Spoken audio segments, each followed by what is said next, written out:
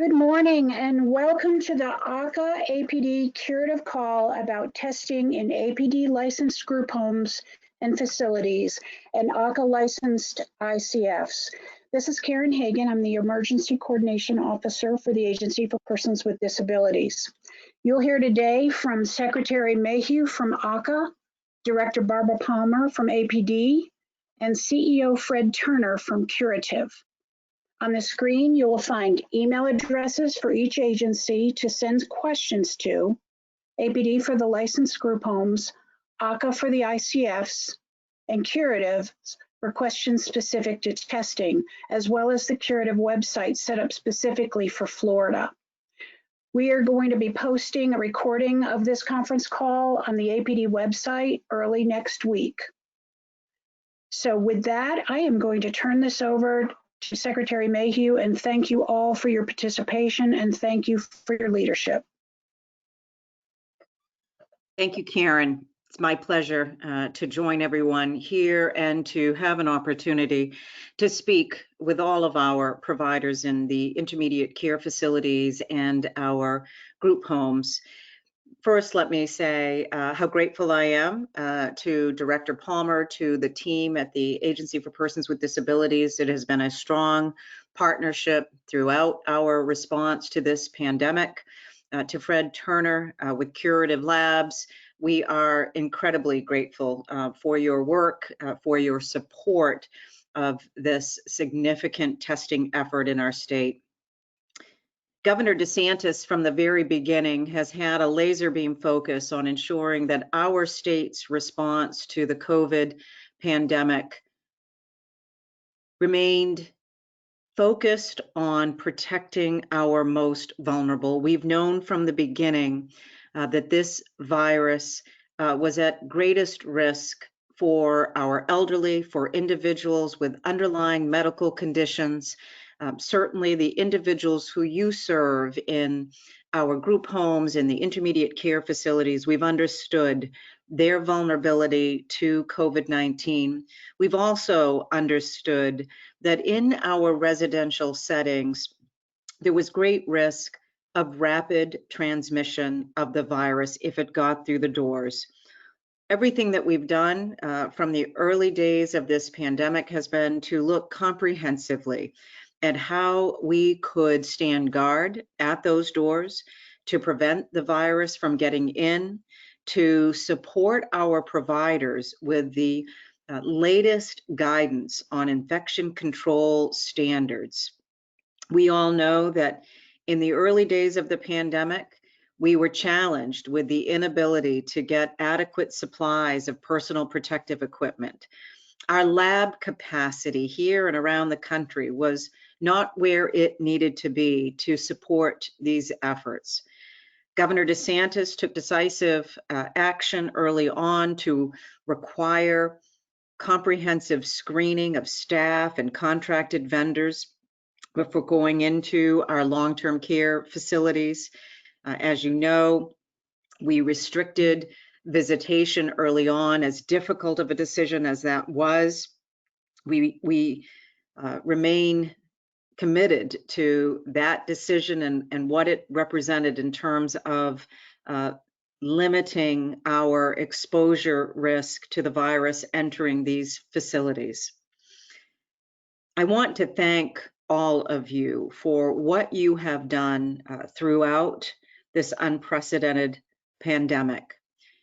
We've learned something new about this virus practically every day, from the research and analysis from around the world, around the country, the guidance from the Center for Disease Control, from the Centers for Medicare and Medicaid Services.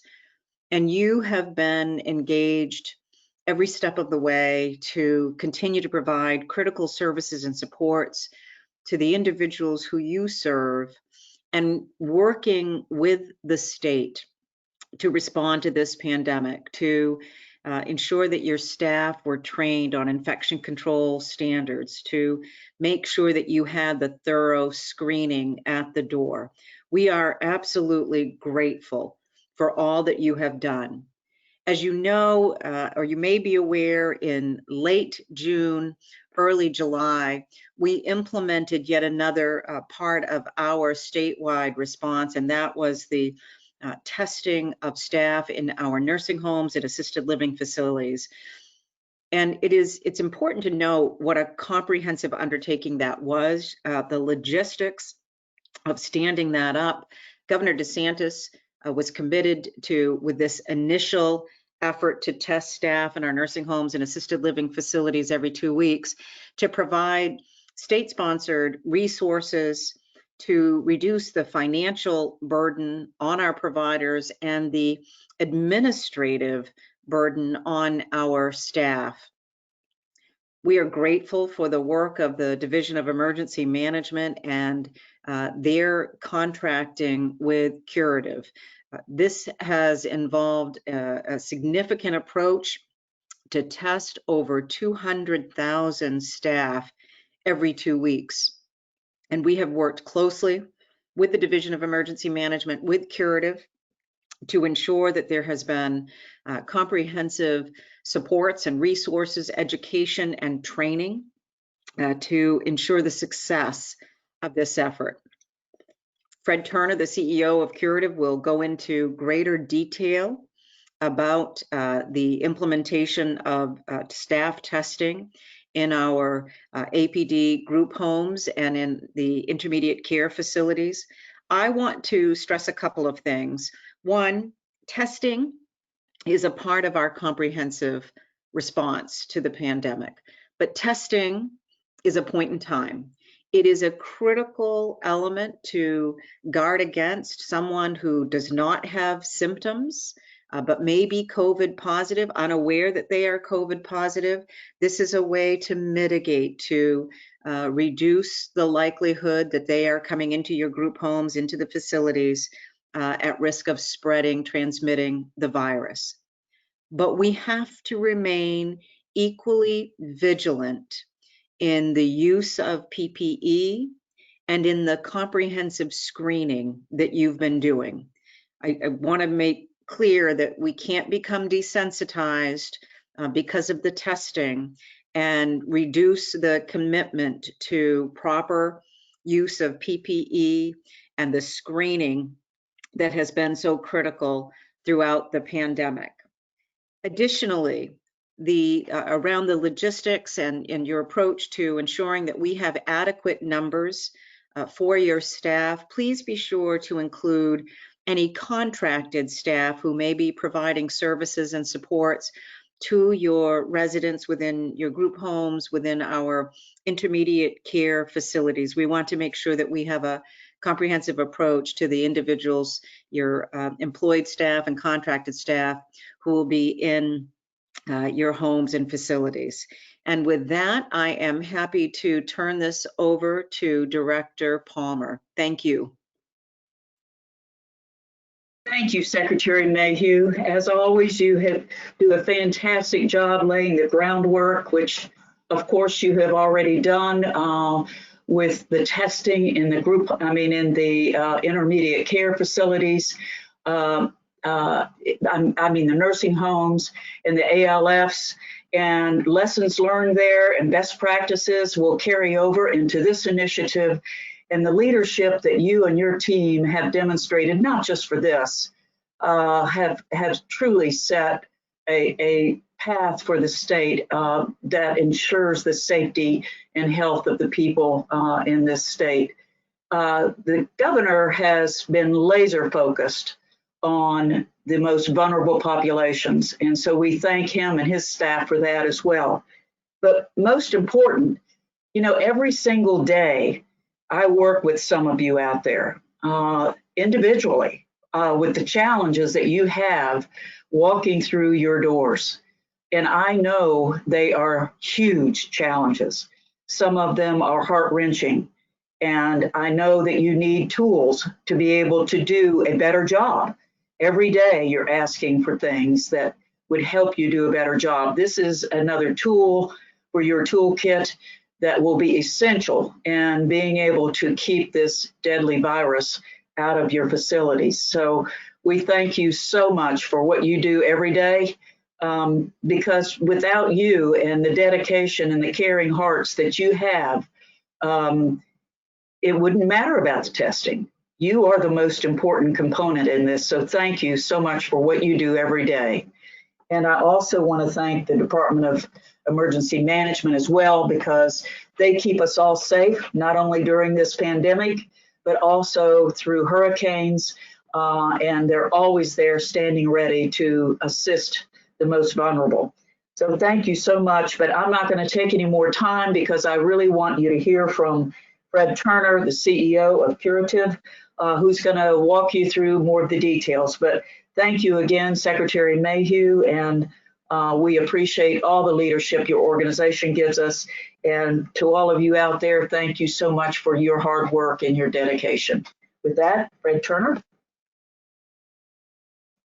Thank you, Director Palmer. I'm going to talk a little bit about Curative, who we are, and the rollout of this testing program and what to expect. So Curative is one of the largest COVID-19 testing labs in the country. To date, we've tested over 2.5 million people for COVID-19 and are conducting about 70,000 tests per day.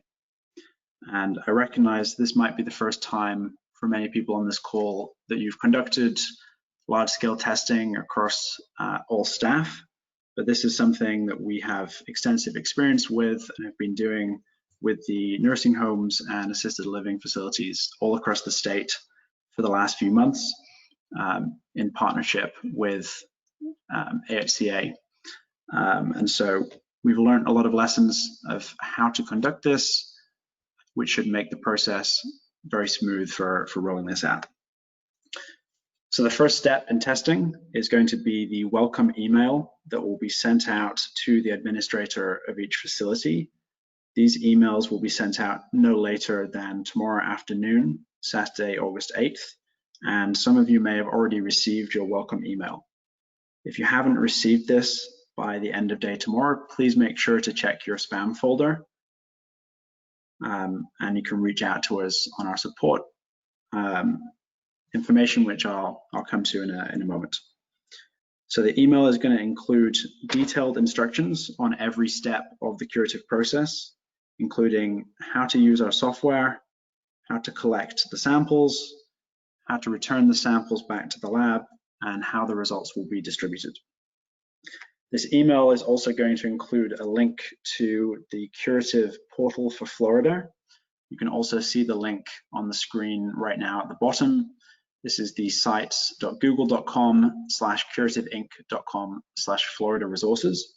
This is a portal that we've set up as a one-stop shop for information on the testing program, and it includes links to instructional videos, an FAQ sheet, checklists, and written instructions for all steps in the testing process in both English and Spanish.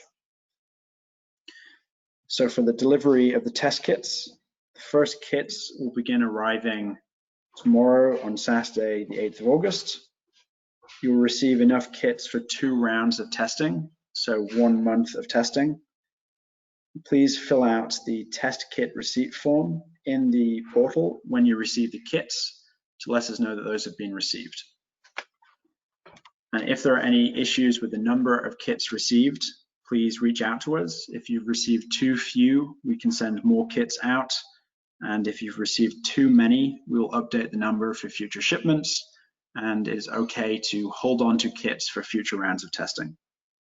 If the kits are not received by the 12th of August, please reach out to our support team and we'll make sure to get kits out to you. The Curative software is the focal point of the testing process, and a full description of how to use it and videos of how to use it are available in the portal. The software is used for registering the information of individuals being tested, checking in their appointments, and viewing the test results. For the testing process, this begins in the software, where you enter the staff information and then fill out the staff consent. This is a checkbox in the software that allows you to show that the staff has consented to sharing their results with the employer. Molly McKinstry will be saying a little bit more about this at the end, but the consent must also be documented in a written form and kept on file. But checking the checkbox makes the results available to you in the portal. If this box isn't checked, that employee will not be able to move forward with the testing. The sample collection itself is a self-collected oral fluid swab test. The kit contains everything that's needed to perform the test, and the self-collection is a really important component of getting these tests out there at a large scale, because the self-collection minimizes the PPE usage and the potential for any staff exposure during the testing process, because all tests are self-administered. The process is straightforward. The individual first coughs 3 times into their arm while wearing a mask. This releases virus from the lungs that gets caught in the saliva, and the individual will then swab the inside of their mouth for 20 seconds, swabbing the inside of both cheeks, around the gums, under the tongue, and across the back of the tongue. Once the swabbing is complete, place the swab into the tube that's provided and seal the lid securely. The preservative in the tube will inactivate the virus, making the samples safe to store and stable at room temperature for storage and shipping. And the samples are stable at room temperature for up to 5 days, so there's no need to refrigerate the samples. It's worth also adding that the testing process includes a control that checks for the presence of human RNA. This allows us to determine that the sample was collected correctly and that the swabbing process was conducted correctly. One other really important point is that the collection process must be observed by somebody that has fully reviewed the training material in the Curative portal. You cannot observe your own test. There must be somebody else in the facility that reviews the training material and observes the test. This is a really important step for maintaining the quality of the sample collection process. After the collection is complete, use the barcode scanner to check the kit into the software for the individual's appointment. And barcode scanners will be provided to all facilities in the shipment of kits. Once the barcode is scanned, write the appointment number from the software onto the bag with a Sharpie. This allows us to have a double check to identify any kits in case the barcode isn't scanned correctly into the software. For the return shipping, we will provide all the shipping material for returning the samples, but there are a few things to check to make sure the shipping process goes smoothly. First, please ensure that the provided UN 3373 label is correctly attached to the outside of the box. It should be attached to a flat surface and not wrapping around any of the edges. This is important for letting UPS know that this is a biological sample being shipped. And please make sure that the return shipping label is also attached to the outside of the box, and to cover or remove any previous shipping labels on the box. The samples are stable at room temperature, but we still recommend setting aside 1 or 2 days for testing and sample collection so that most samples can be collected and shipped in a batch back to the lab. The instructions to schedule a pickup from your facility are included in the Curative portal. Once the samples reach us at the lab, the results will be available in 48 hours, and the results will go directly to staff via email. The facility admin can also view the results in the portal, so be sure to check the portal frequently to see the results there. The test results will also be shared with state public health for contact tracing purposes. Now, a few final reminders. The testing kits provided are provided for bi-weekly testing, so please don't use these kits more frequently than that, and the test kits are counted specifically for the number of staff reported, and so the testing is only for staff, not for residents. Resident testing should be arranged through healthcare providers or the health department. And at Curative, we're really here to support you through this process and try to make sure you have all of the resources you need for testing to be simple and successful. And so please don't hesitate to reach out to us with any questions or any problems that come up. You can email us on support@curativeinc.com, or you can call us on 888-702-9042. And our phone line is available from 10 a.m. to 8 p.m. Eastern Time, 7 days a week. And feel free to reach out with any questions that come up, and we'll do everything we can to support you through this testing process. And with that, I'd like to thank Secretary Mayhew and the team at AHCA and the Department of Emergency Management for all of their support in launching these testing programs. There is a lot of logistics that goes into this, and without the support of the Secretary and both departments, the program would not have been possible. And with that, I'll hand it over to Molly McKinstry. Thank you so much, and we are so appreciative of the partnership with Curative and the attention to detail that you have given this project and your commitment to inform the providers on the line and work with the agencies involved. Thank you for that. I did want to highlight a couple of comments that were made. So regarding the consent of staff, so as Fred mentioned during his presentation, the software does have the administration of the facility enroll the staff being tested and check a box to indicate that they have consented to share the results of their testing with the facility.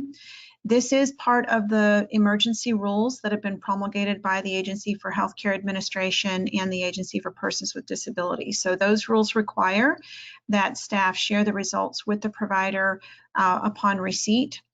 The software itself does require that the staff consent to sharing those results, and the individual checking that box needs to make sure that that consent is in place, both verbally at the time of the test and also in writing. So please make sure you are keeping on file your staff's consent to share the results with the employer as part of your records. If the employee does not consent to share the results, they cannot proceed with the testing through Curative. The Curative testing is provided to comply with these emergency rules that require those results be shared, and that's critical information for the facility to know as soon as possible so that protections can be in place for the residents in your facility as well as other staff.